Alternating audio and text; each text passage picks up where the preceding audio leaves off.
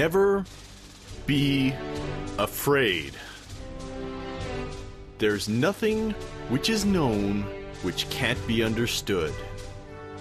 And there's nothing which is understood which can't be explained. For over 50 episodes now, my team and I have brought you to the very frontier of knowledge in physics and astronomy. And still, our mission goes on. To present you with your birthright, an understanding of the universe. I've traveled the world seeking out a certain type of genius. Masters of not only their academic disciplines, but also at explaining their research in understandable ways. And I've bestowed upon these women and men the title of Titanium Physicist. You're listening to the Titanium Physicist podcast, and I'm Ben Tippett. And now, allez, physique!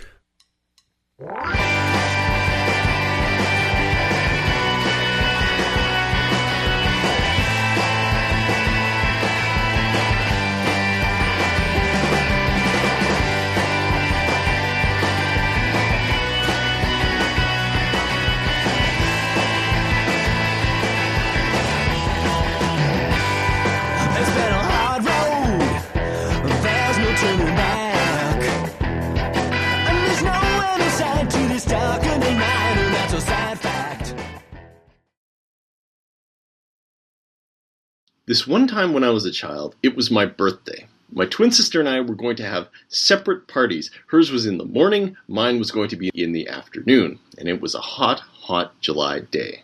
Well, my sister's party went off without a hitch. She had a slip and slide party. It was pretty sweet. But then, in the lull between our two parties, my friend and I were looking out the window and we saw something our 8-year-old brains couldn't quite identify. It was a cone of dark clouds stretching from the ground to storm clouds up in the sky. Stupid pollution, I spat under my breath.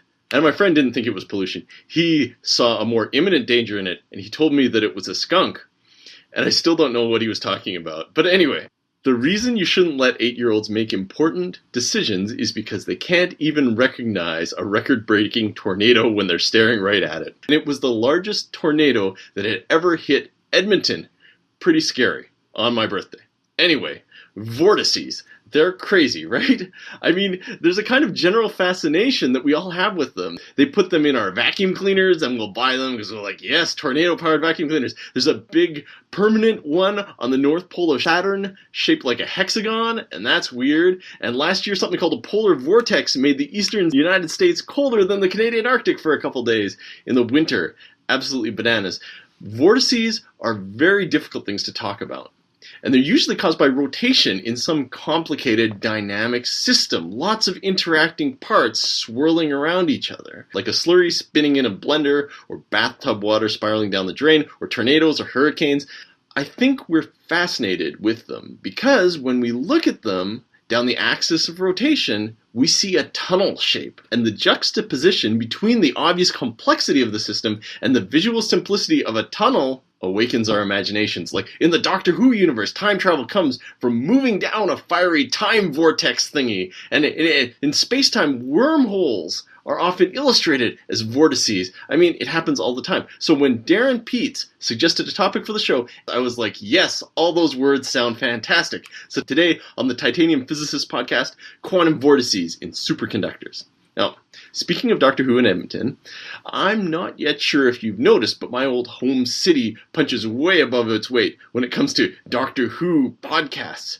For example, it's the home of my favorite Doctor Who podcast. It's called Verity Podcast, and it comes out weekly, and it features a collection of smart women analyzing and explaining new and old episodes of my favorite TV show. Their conversations are considerate and clever and well-moderated. Oh, it's so much insight. Anyway.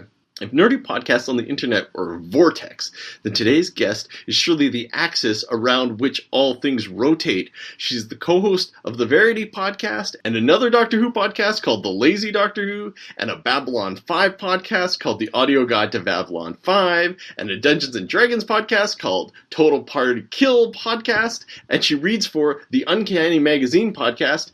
Welcome to our show today, Erika Ensign.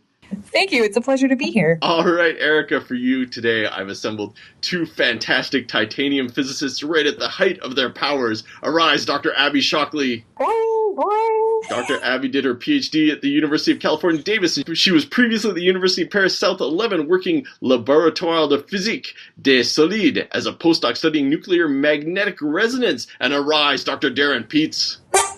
Dr. Darren did his PhD at UBC, and he's currently a Chide Fellow at Fudan University's Advanced Materials Laboratory in Shanghai, China, where he studies magnetic materials and superconductivity. All right, everybody, let's start talking about superconducting vortices. All right, Erika, so trains, right? The deal with trains is they're on tracks. And the reason for that is it's a really efficient way to move stuff around, right? Yes. And the reason it's so efficient is because there's very little friction. And by that, we don't just mean there's stuff grinding on stuff, but additionally, these railroads, they make them super, super, super smooth. The railroad tracks, they try to level them off so that you're not bumping up and down and losing any energy like that. As someone who used to live in the United States, I really wish that somebody had told President Eisenhower this so that we would have more nice trains going across the United States instead of the highway system, which, in its way, it's pretty sweet, but not as cool as trains, you guys. Trains are cool. Yeah. Okay. Anyway, moral of the story is the coolest type of trains are the floaty ones, right? Those are the ones that kind of float in the air. And the idea is that they're levitated by magnetic fields. You've played with magnets before, right? Everybody has. You take two fridge magnets and you try to push them together, and either they push apart or they pull together, right? Yep. And it has to do with how they're aligned. So if you flip two pulling together, one of those backwards, they'll push apart, right? Right. Well, that is if you can get them apart after you've let them slam together and right. snap your fingernails in between there. So in this case, what they're doing is they're taking two magnets, one inside the train and one in the train tracks, and they're aligned so they're opposing magnets, kind of. And then the train will sit on the magnetic field generated by the track, and it will kind of push it up in the air, oppose gravity, and you'll end up with a train that floats in midair, which is wonderful because it's super smooth, it doesn't rattle or bump, and so it's much more efficient, but also you can go way, way, way, way, way faster because there aren't little bumps and jostles. If you had a normal train and you tried to make it go 300 kilometers an hour, it would probably jump the tracks. So are the entire tracks just magnets? The track itself is made out of a magnet? As I understand it, yes. I believe electromagnets. And then the train, the superconductor. Okay, before we go on, there are various different configurations that you can make one of these out of, and one of the sexier, more popular ones is to use superconductors. Have you ever heard of superconductors before? I have heard the phrase superconductor, and I feel like many years ago I read an article that kind of explained what it was, but that was a lot of years ago and a lot of brain cells ago, so I'm going to be honest, I don't really remember the basics even of what superconductors are. So I'm glad I'm here with you guys to tell me what the heck I've forgotten. Well, these trains go like 400, 500 kilometers an hour, right? And they're driven by Clark Kent. That's right. That's why it's a superconductor. Gotcha. Yes. I like it already. Okay, so there's a really popular demonstration of superconductors that you can see if you go to like a science museum. How it works is they say, here's this object, and it'll be like a black disc. And they'll take it out, and then they'll pour liquid nitrogen on it and get it really, really cold so there's mist coming off it. And then they'll take a little square of some material or another, and they'll put it above the superconductor, and it will just sit there in midair. So essentially, that's what's going on in the train. The thing that they pour the liquid nitrogen over, that's called a superconductor. It's a material with a very specific property when it comes to how it interacts with electromagnetic fields. And then if you take a magnet and put it on top of that, what'll happen is the superconductor will repel the magnetic field, and the magnet that you put above it will just kind of float on its own magnetic field like a spring. So that's a demo that you often see around town, and once you're told that it exists, you will keep an eye out for it because they're really popular. Anyway, so that's how these trains work. They make the tracks emit a magnetic field, and then above it, they make the bottom of the train superconducting, and that superconductor pushes against the magnetic field emitted by the track, and it holds it aloft.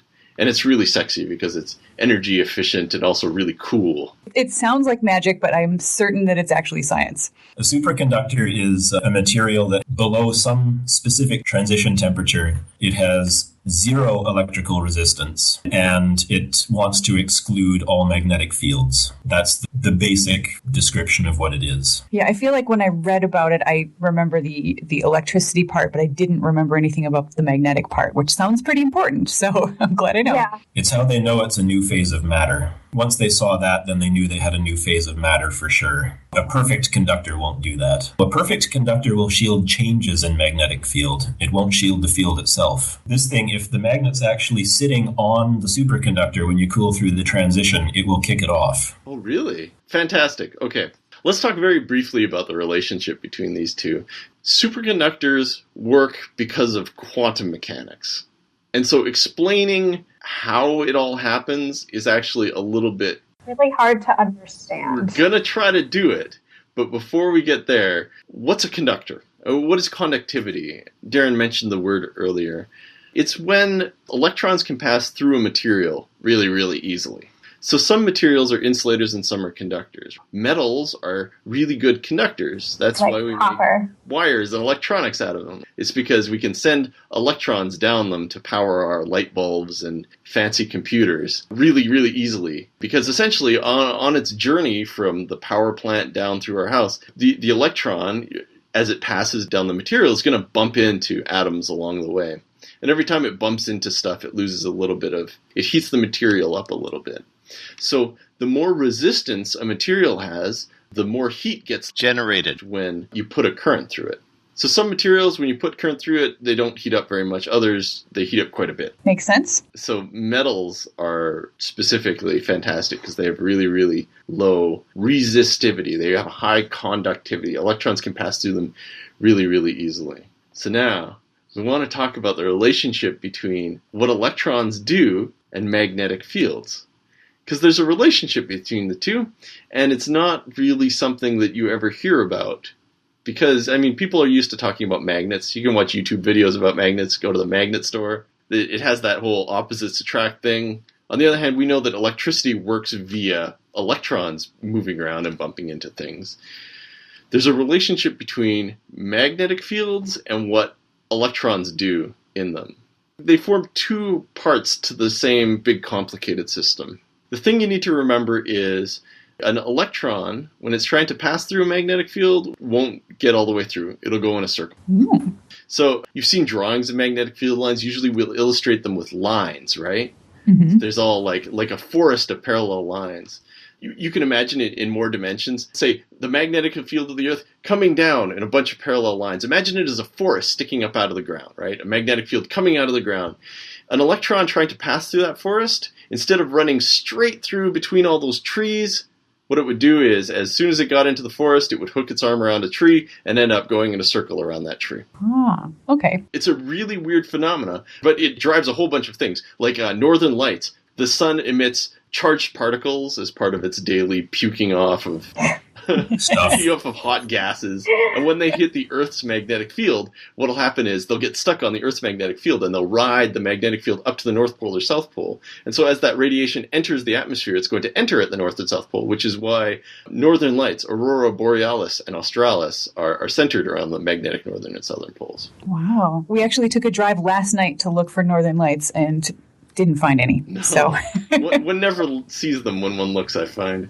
Yep. So the big trick here is, if you have a piece of metal and you put that piece of metal inside a magnetic field, the electrons passing through the metal will respond to, they'll be journeying from the power plant down to our house or something. They'll be moving en masse like bison through the metal. They'll respond to this magnetic field by going in circles. It'll mess up the direction they're traveling. But the crazy, crazy thing is, if you take a piece of metal without any current in it, without any electrons moving from one side to the other, all the electrons are just kind of sitting around, and you put that in a magnetic field, and you change the strength of the magnetic field, that'll cause the electrons in it to go in circles. It's this weird back reaction thing. An electron moving in a circle is actually what generates a magnetic field, and vice versa. Okay, so you've seen electromagnets before. They're coils of wire.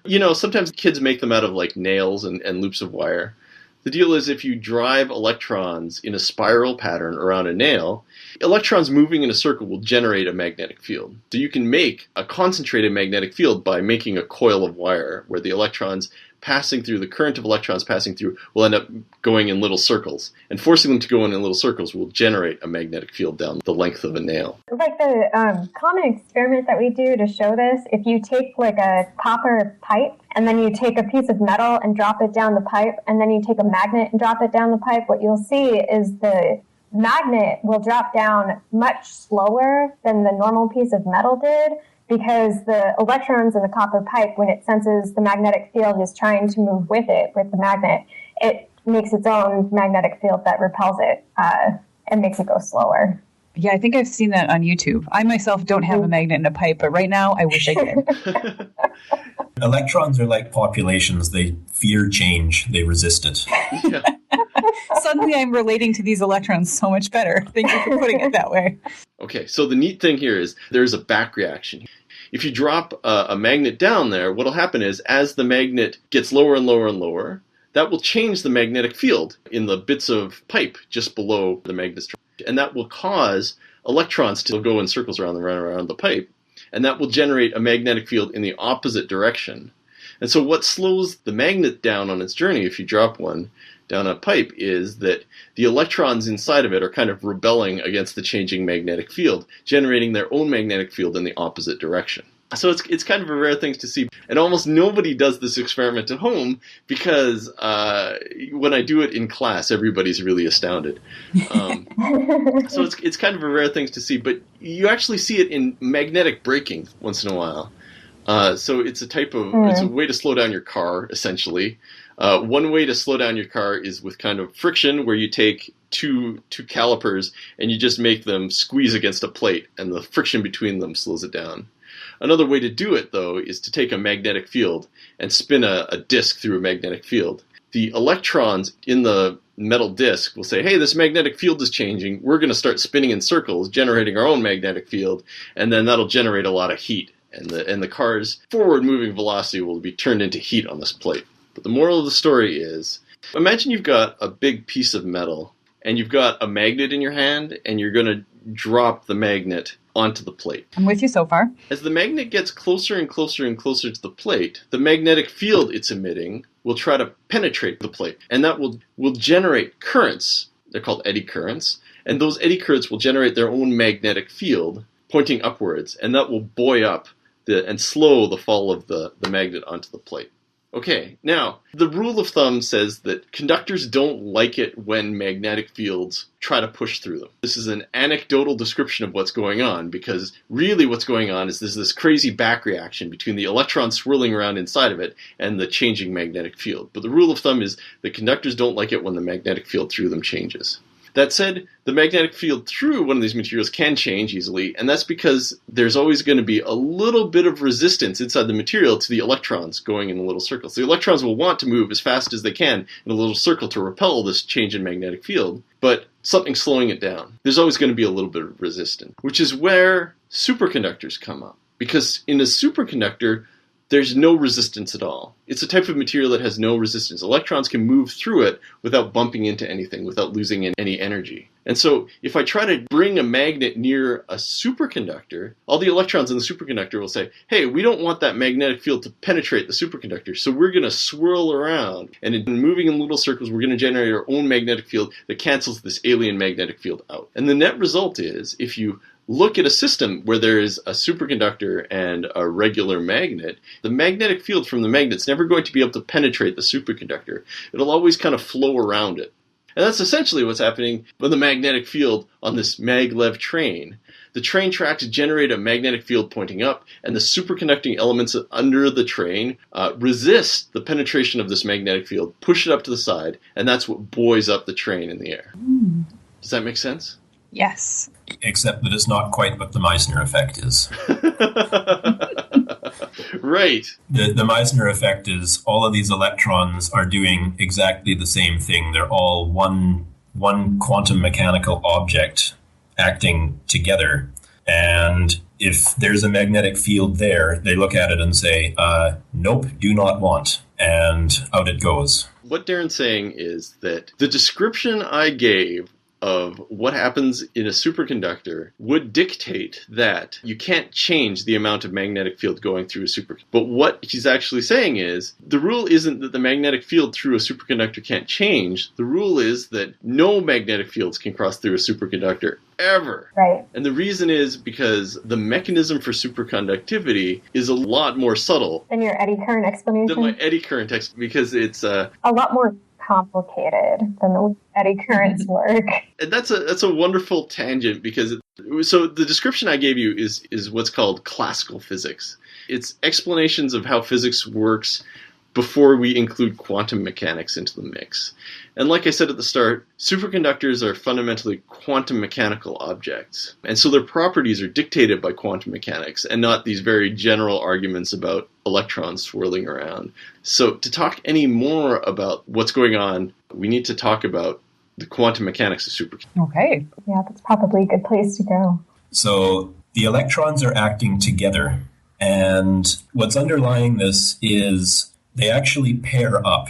And ordinarily, they're not allowed to occupy the same sort of space in momentum or in the material. Well, ordinarily, like you've learned, like charges repel each other and unlike charges attract. So all the different electrons should always repel each other, but that's not what happens in a superconductor. If you have any attractive interaction at all, then you can form these pairs of electrons. The pairs of electrons, it's a different type of particle. It's now a boson instead of a fermion. They can occupy the same state together, and they all want to go into the same state and just behave as one thing. So the electrons that matter in the superconductor are all behaving exactly the same. You can describe them with one quantum mechanical wave function, and you have a charge of twice the electron charge. So it's doubled. It's a coherent quantum state. And this is the low energy state. But it doesn't like magnetic fields. So it's kind of like, instead of the electrons being like a mob of people, it's like soldiers that have been trained very rigorously and are marching in step. Yeah. And if there's like a tree in the way or something, they know the tree is there and they go around it. I would probably go back to the train thing. You said that you've got your superconducting train on top of a magnetic track. And I just told you that the superconductor doesn't want to be anywhere near the magnet. And you can imagine this being a problem because your train doesn't want to be on the track. And the purpose of the track is to keep the train on it. It turns out there's actually two types of superconductors. And what we were describing is type 1. Type 2, you can basically poke holes through the superconductivity where magnetic field is allowed. And those ones, when they've got magnetic field stuck in them, then, in the case of the train, it doesn't want to go flying off the track. In that case, it doesn't want changes in the field because the magnetic field is going through these vortices, these little holes in the superconductivity. Let's reiterate what Darren said just then. Let's talk about superconductors, just briefly. Darren said it earlier. Just imagine a brick. Inside the brick is full of electrons. These electrons, at normal temperatures, each electron in the brick is doing its own thing. They're like teenagers at a high school. None of them want to do the same thing as any other electron's doing. Some of them are jiggling one way, some of them are going up and down. One of them has a mohawk. Oh, so confusing. Teenagers. Superconductivity comes about by cooling down the material. So they discovered that there's some materials where if they get really, really cold, what'll happen is the conductivity of the material will change in this really crazy way. What they expected is the colder you make something, the better a conductor is, which is why our computers kind of have fans on them to kind of keep the processors cooler. So you take this brick, it's full of electrons, we cool it. It gets cooler and cooler and cooler, and what they found is in certain materials, the electrons will start pairing up. Now, each electron wants to be their own thing, but as soon as they hook up, they start dating. It's called a Cooper pair, by the way. As soon as two of these electrons start dating one another, suddenly they don't care what anybody else is doing. As it gets colder, these electrons start hooking up maybe for warmth. There's nothing else to do. And suddenly you have a whole bunch of, instead of a school full of a whole bunch of individuals, you have a whole bunch of couples. And the couples don't care what they do. And so that you can make all the couples do the same thing. As long as they're doing what their, partner is doing, they don't care what anybody else is doing. Yeah. So you can make them all go to the dance. And you get like, all right, all of you stupid electrons go into the gymnasium. And all of you have to go back and forth and dance to this music. All of you have to march in single file. And they'll do it happily because they're coupled up. That was that Bose-Einstein condensate that Darren was talking about. Yeah. Okay. So that's how you make a superconductor. There's special materials. You make it cold enough, and all the electrons start coupling up, and they behave in an entirely different way as before. Since I'm somebody who lives in Edmonton, I completely understand this. The colder it gets, the more we just, couple up for warmth. And the attitude changes once winter hits. I get it. It's a fantastic but very quantum mechanical object because all of the different electron pairs interacting with the outside world in exactly the same way. If they were singles, they would fight with the outside world and each one would do its own thing. But as a pair, each couple will react in exactly the same way. Okay, so back to trains. Darren said something amazing, which is that there are two different types of superconductor. There's a type of superconductor that's useful for the trains and a type of superconductor that's not useful for trains. So the deal is that one type of superconductor doesn't let any magnetic field through at all. And those are bad for making trains out of because they want to get as far away from the magnets on the train tracks as possible. And sometimes that means sliding sideways off the tracks, right? And we don't like it when lots of people get derailed off a train. Mm-hmm. Especially at very high speed. Yeah. If you think about train wheels, they aren't shaped like an inner tube. There's like an outside and then a kind of a divot, and it gets narrower in the middle of the wheel, right? Mm-hmm. And that's to grab and hold onto the track, right? So we want magnetically something that kind of grabs and holds on to that magnetic field. So there's a second type of superconductor. It's the one with these vortices that we're going to talk about, these vortexes. This type of superconductor, it likes only one specific strength of magnetic field. So it'll say, yes, I like it when the magnetic field is this strong. And if you try to make the magnetic field stronger, it will push back. And if you try to make the magnetic field weaker by pushing it, say, off the tracks sideways, it'll fight against that and pull itself back on the tracks. So the second type of superconductor is better for this because it will let only a very specific amount of magnetic field cross through it. And so that's, yes, type 2 superconductors, that's the type we want when we're building our train. The discerning superconductor. Basically, in these materials, they start out like the other ones at very low field, but then fairly quickly they decide that the effort required in shielding the whole superconductor from this field just isn't worth it, so we'll allow some through in the middle. And as you increase the field, you can put more and more of that in there. But what's happening in the trains is if you make this material dirty, then you've got specific sites that are already sort of holes in the superconductivity, and the magnetic field is happy being there, and it doesn't want to move from those sites. This is called pinning. So ordinarily, these whirlpools are free to move around, and you can add more and take them away and do whatever you want. When this material is a little bit dirty, they're stuck in place. And that's what you're describing. So they do this, but they only do this when they're dirty in a specific way. So at this point in time, you're probably like, okay, you're talking about magnetic fields punching through superconductors, but earlier you said definitely magnetic fields can't cross superconductors, and then you said, well, sometimes, but you also said superconductors act like kids in high school. What's the deal? And then we got dirty, so I'm really liking this, you guys. That's right. So imagine clouds, right? It's a sunny day, but there's clouds between me and the sun. So none of the sunlight is punching through the cloud to get to me, right? Because it's too overcast. Let's say it's really, really, really stormy. This thick cloud, none of that light's coming through. Right? We can get around this rule that says that no light can go from the sun down to the surface of the earth without having to violate this rule that says light can't go through the cloud. And the trick is you make a hole in the cloud, right? Like the eye of a hurricane. Mm-hmm. In the middle of the hurricane, right at the center, in the middle of the vortex, it's known cloud. And so the light can pass through.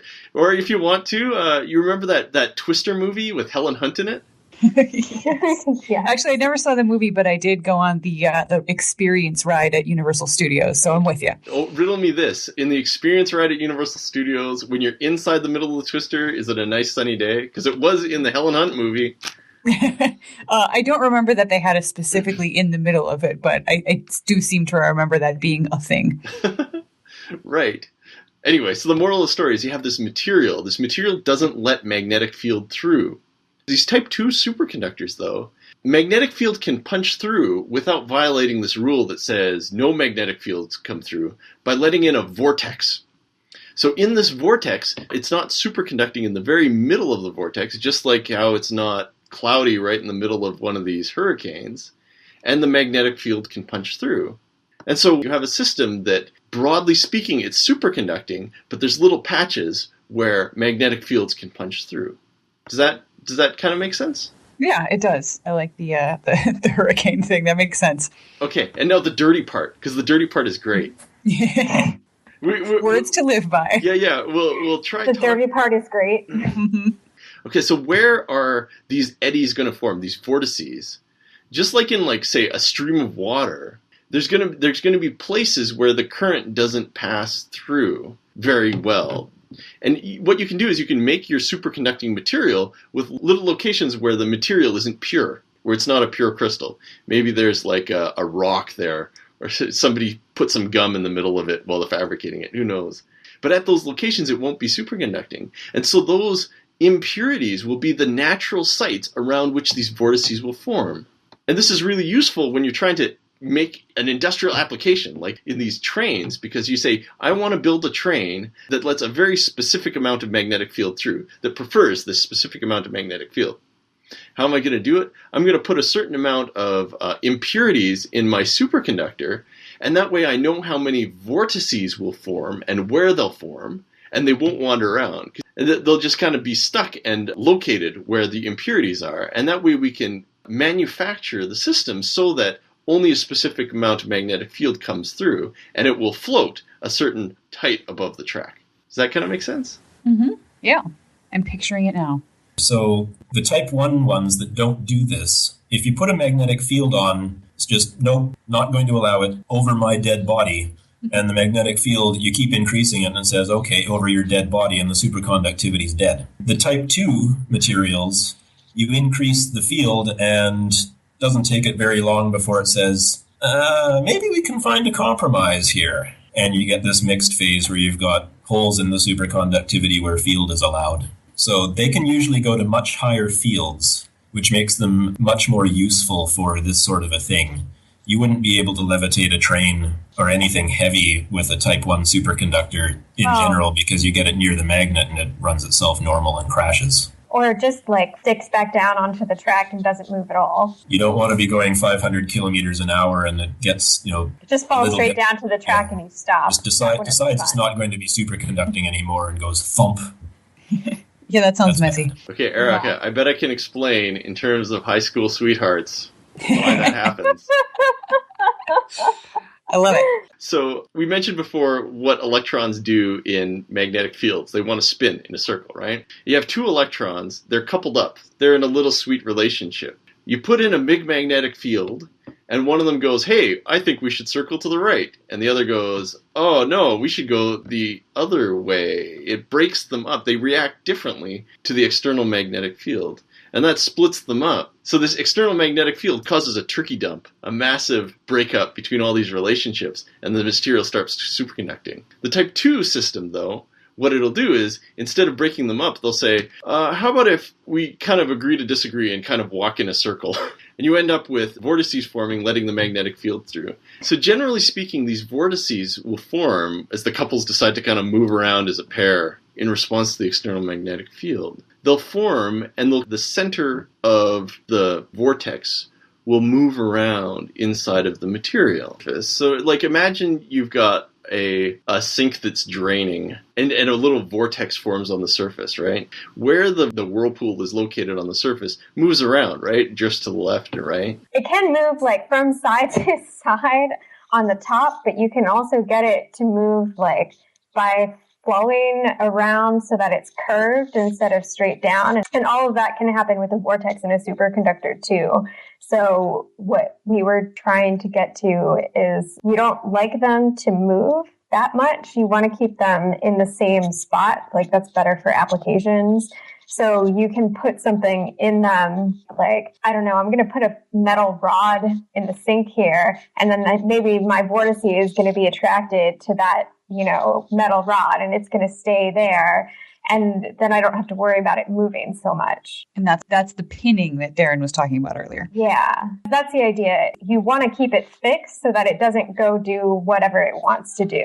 Makes sense. So why is it desirable to have this pinning happen at all? So one thing is, if a vortex is allowed to move, you can have losses. You can get resistivity again. So if you're running a big current through this and you have a vortex, on one side of the vortex, the current is moving in the same direction, and on the other side, it's not in the same direction, and the vortex wants to move sideways. Moving the thing around is lossy.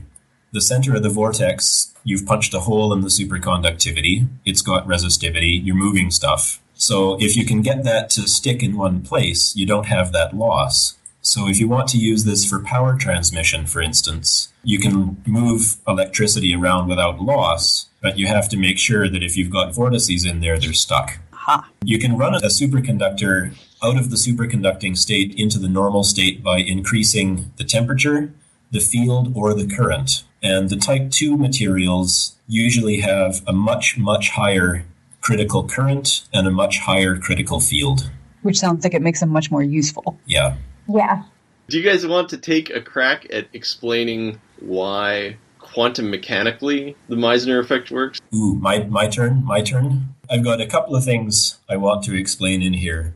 So I mentioned that this superconductivity is one coherent quantum thing. And there are two length scales that are important, two distances you have to think about. One of them is, if I've got this in a magnetic field, it's shielding the magnetic field from the center with a current that's running around the outside. And that current decays in, so the field also decays in, and it decays in with some characteristic distance.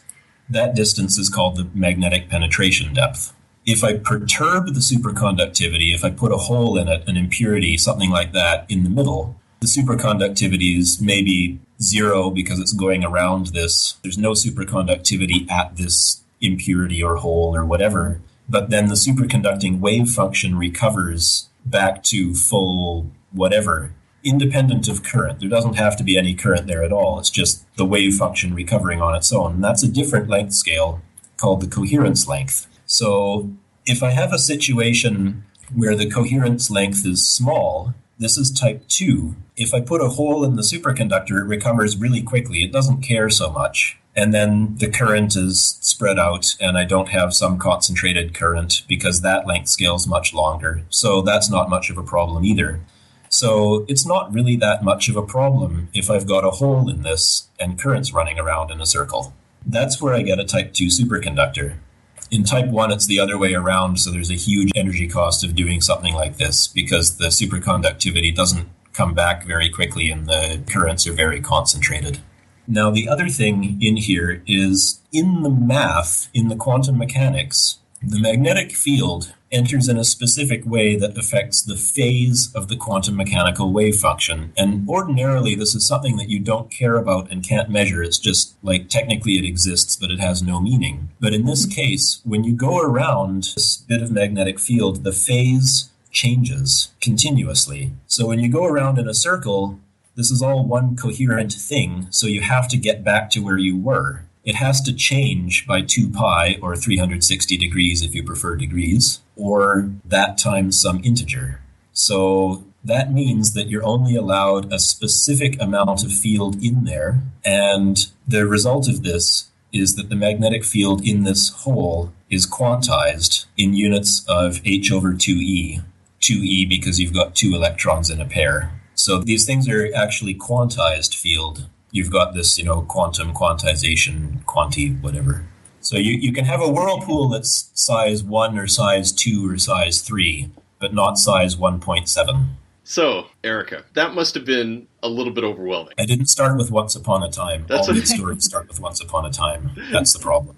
we can talk about the problems that are associated with dealing with magnetic fields in the system in terms of kind of what the couples of electrons are doing. Are we going back to high school again? Yeah, I'm trying to. But they're trying to not to walk through trees. They want to go around the trees. The thing to know here about our high school full of teenage couples is, like, uniformity is the thing to do with these teenage couples. They're all essentially acting exactly the same way. Exactly the way that we don't expect teenagers to act. Yeah, but because they're All coupled the up, same. they all do that thing that teenage couples do, which is, you know, as soon as you turn off the lights, they start making out.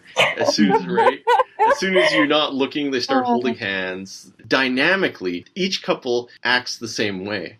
So effectively, you don't have a high school with 200 couples. You have essentially a high school with one single couple that's 200 times the size of a regular couple.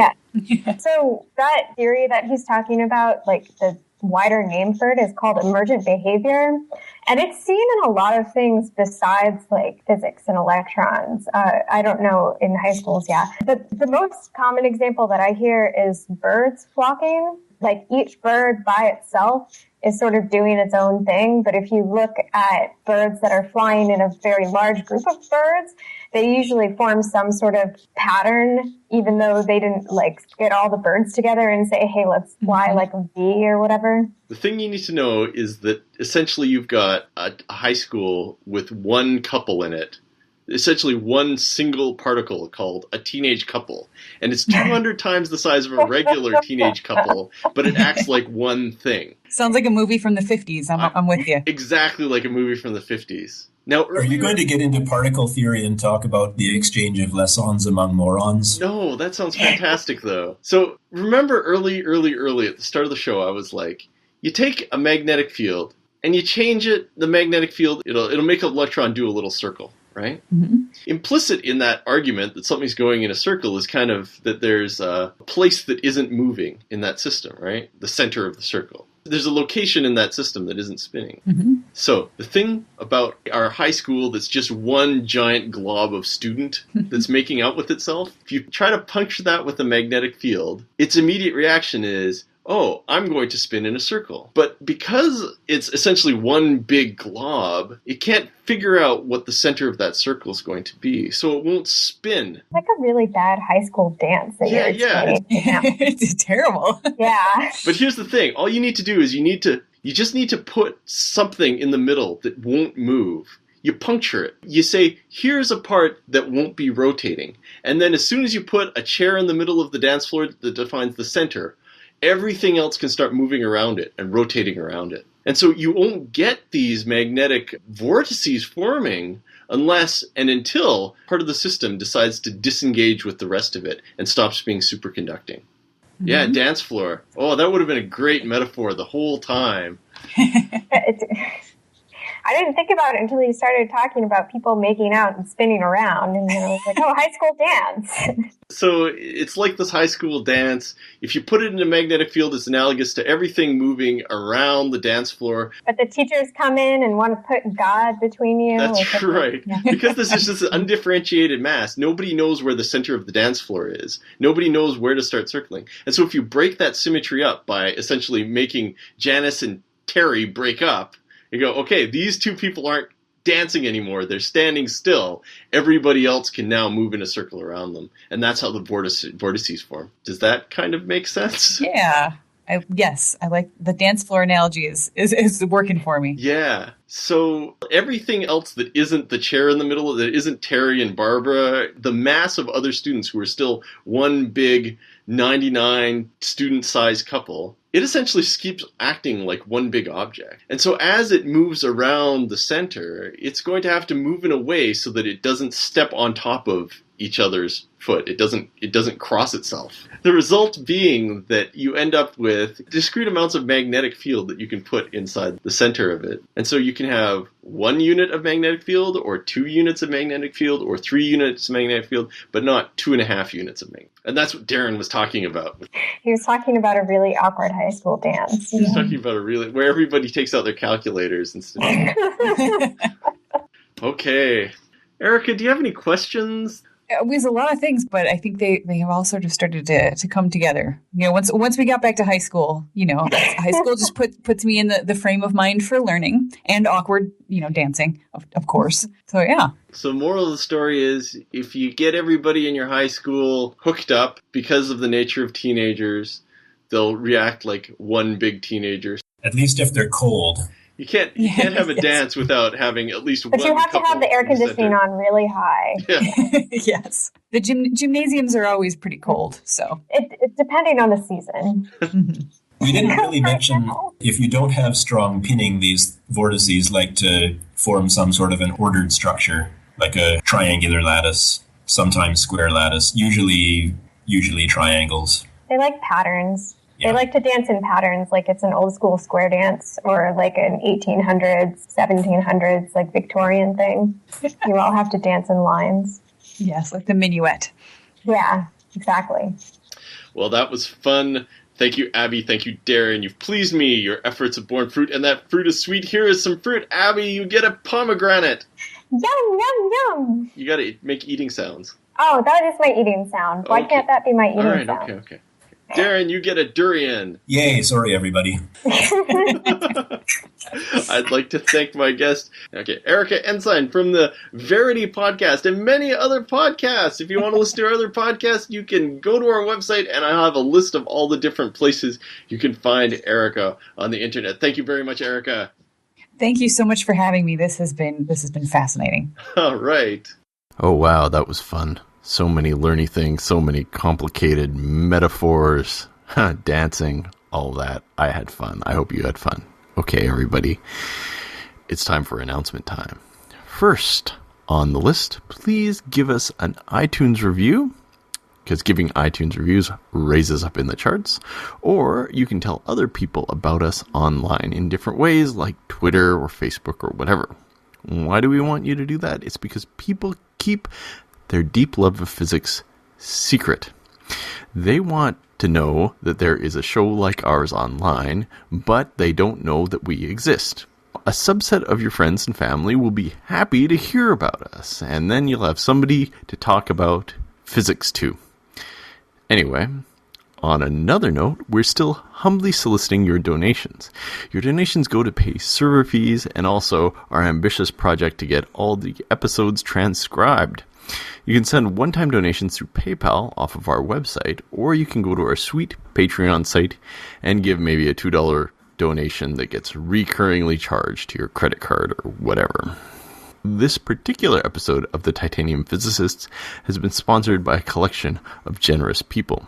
I'd like to thank Shlomo Dalal, Melissa Burke, Yassine Owarzazi, Spider Rogue, Insanity Orbits, Robin Johnson, Madame Sandra Johnson, Mr. Jacob Wick, Mr. John Keys, and Mr. Victor C., Ryan Close, Peter Clipsham, Mr. Robert Halpin, Elizabeth Teresa, Paul Carr, Mr. Ryan Newell, Mr. Adam K., Thomas Shire, Mr. Jacob S., a gentleman named Brett Evans, a lady named Jill, a gentleman named Greg, thanks Steve, Mr. James Clausen, Mr. Devin North, a gentleman named Scott, Ed Lowlington, Kelly Rienersmith, Jocelyn Reed, Mr. S. Hatcher, Mr. Rob Abrazado, and Mr. Robert Stietka.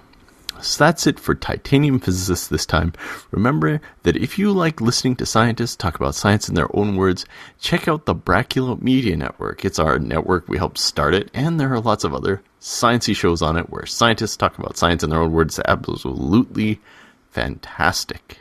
The intro song to our show is by Ted Leo and the Pharmacist, and the end song is by John Vanderslice. So until next time, good day, my friends, and remember to keep science in your hearts.